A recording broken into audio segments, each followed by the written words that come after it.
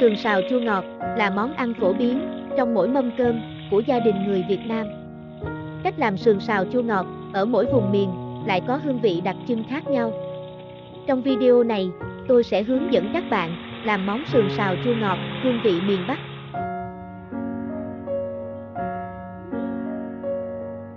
Nguyên liệu bạn cần là sườn non 500g, tỏi 3 đến 4 củ, bột canh, hạt tiêu, đường trắng, nước mắm, giấm, tương ớt, dầu ăn.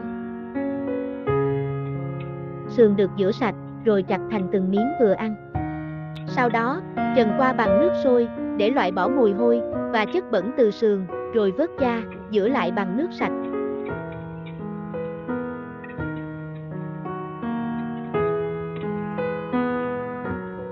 Bắt chảo lên bếp, cho dầu ăn vào, đun cho nóng, rồi cho sườn vào rán.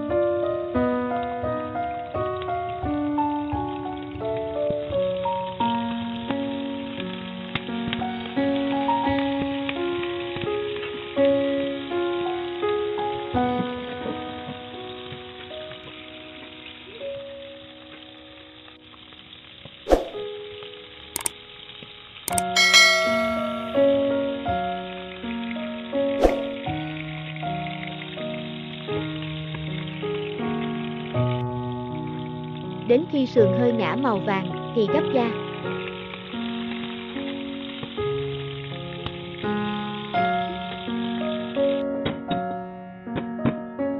Hành, tỏi, ớt được bóc vỏ, rửa sạch rồi đập dập, băm nhỏ.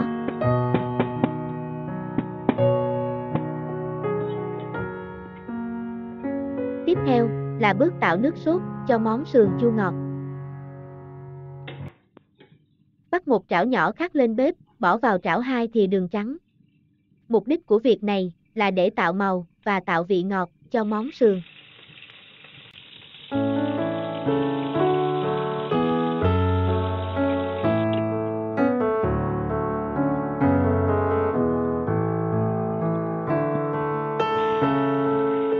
Đổ vào một chút nước.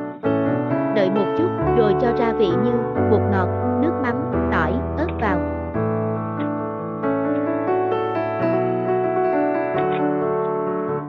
Bỏ thêm 2 thìa nước cốt chanh, rồi đảo đều gia vị trong chảo.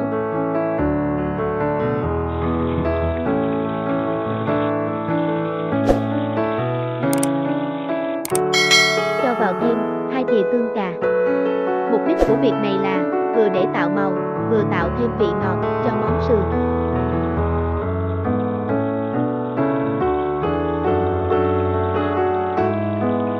Việc tiếp theo là đổ nước sốt vừa làm vào chảo sườn đang nóng hổi trên bếp.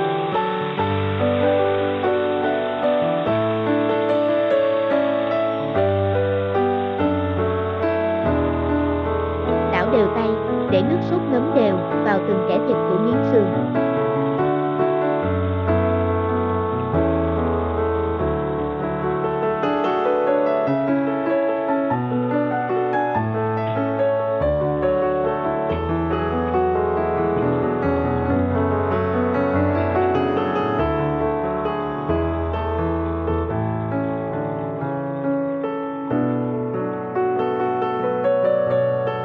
Cuối cùng, cho món sườn nóng hổi, thơm ngon, ra đĩa và cùng cả nhà thưởng